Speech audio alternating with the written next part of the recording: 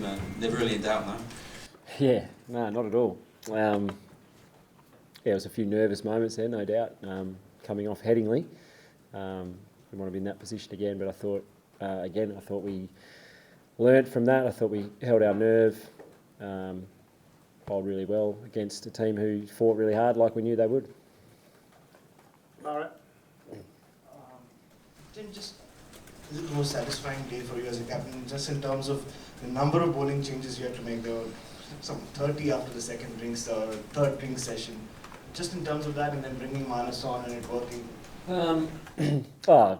Regardless of that, I think just in terms of what we've been able to achieve as a group is pretty satisfying to this point. From where we've come from in the last 18 months, I think it shows great character, shows the great people we've got, and it shows we've also got some bloody good cricketers in our team as well. So, I'm really proud to be in the position I'm in, and even prouder of our group and our staff for where we've come from, even from last week. I said that that was a loss that would break a lot of teams, and I was really confident that we weren't one of those teams. I could feel it.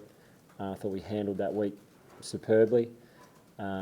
Turned up here and did our jobs as good cricket teams and good sports teams do. And just about Manas, bringing him on, master stroke, or just No, Manas has been, ever since I sort of captained him in Dubai, he's been working really hard on his leg spin bowling, because he came on that trip and bowled a lot in the nets, and we thought he can actually bowl. And since that moment, he's bowled a lot. He came over here, he's played a bit of county cricket and bowled a lot of overs for Glamorgan, which has helped him. He's improving all the time. And he's just one of those cricketers. Again, like if you tell a youngish part-time leg spinner to warm up at that stage of a test match, I don't think too many of them wanted to bowl. Manas wanted to bowl. He wants to bat in the games when the best bowlers are on, and even in the field, he wants to make a difference all the time. His energy's great, so he's a really exciting cricketer for us, and someone we can sort of build our team around in the future. Russell and you. Tim, just wondering what the talk was at tea. You still needed 4 wickets. I mean, it had been a big day already, big workload for the boys, 5th day of the test. What was the talk like, and what were your expectations then? As we always are, just to keep sticking to what we need to do. All their bowlers had plans for certain batters. It always is a little bit more difficult to continue to execute them when you're getting tired late on day 5. But I thought all of our bowlers again were excellent. They were relentless, just kept going and going and going, and that's all you can ask. They put it all out there and leave everything out on the field, and I think all the guys can walk off today, probably from both sides, and say that happened. It was another tremendous test match. It's a fair amount of emotion out on the field right at the end there. What does this win and retaining the Ashes mean to this side? It's exciting, no doubt. You're going to see emotion when you get a group of people together that have got a common goal and have worked so hard for it for a long time. This has been 2 years in the planning, maybe more for some people. So to be able to carry it out over here under pressure with the crowds and everything that's been coming at us, it's a nice place to come and play cricket, but it's bloody difficult in England, if you're honest. And again, couldn't be more proud of the way our group have handled everything that's been thrown at them. And I think that was at the end, it's just a bit of raw emotion when you have a little bit of success, and particularly on the back end of last week and then the last 18 months. We haven't had a lot of success, and we haven't had a lot of really happy times, and we're starting to get them, which is awesome, and I think this group really deserves it. And considering the circumstances under which you've taken this job on, how much personal satisfaction is there for you, having come to England as the captain of this team and we're taking back the Ashes? Again, not a lot. My dream as a cricketer was to come here and win an Ashes. It certainly wasn't to be a captain of a winning Ashes, and it doesn't really mean any more to me or any less to me. I've said a lot of times that my part in this team is one of many jobs that people are doing. I just get to, I suppose, get a lot of the credit at times, but it's certainly something that we share around our group, both players and staff. And I'm just bloody happy to be a part of it, mate. I could have been working at Kookaburra, so this isn't too bad. Daniel? Tim, can you, you mentioned about Headingley that it might have broken a lot of teams going through that. Did the bigger journey the team's been on help the smaller one in terms of the last 10 days? I think potentially it did, yeah.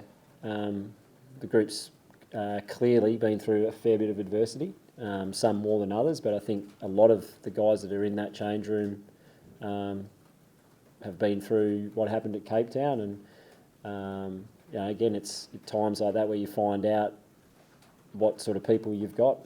People can roll up and give up, or they can keep fighting, and I think we've got a group of guys that have come back and kept fighting and keep wanting to get better and keep wanting to be in situations like we were in Headingley, because those games that you win make why you play it really, really special, and I think certainly Headingley's loss makes today certainly a little bit sweeter after I think a lot of people wrote us off.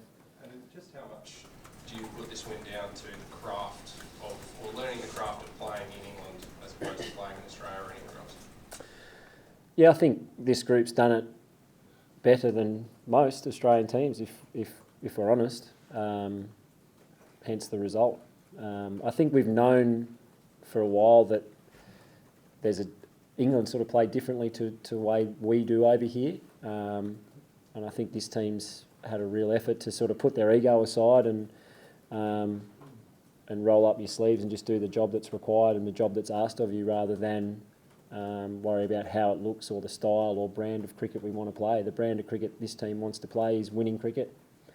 We need to adapt to conditions and situations that allow us to do that, and I think this group's done it superbly. So Rob, Ali, and then last one, Jules today. Is this the best you've seen Josh and Pat bowl, and what have they done particularly well in this series? I think they're always bowling well. They're extremely consistent. That's why they are good.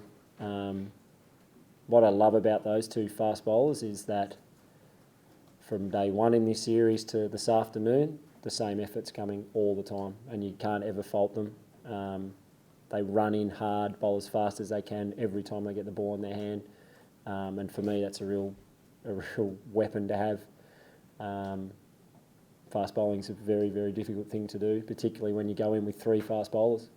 Again, I think those guys showed not only a huge amount of skill, but a huge amount of toughness, and a huge amount of fitness, to be honest, to always just go in with the three quicks, which we do.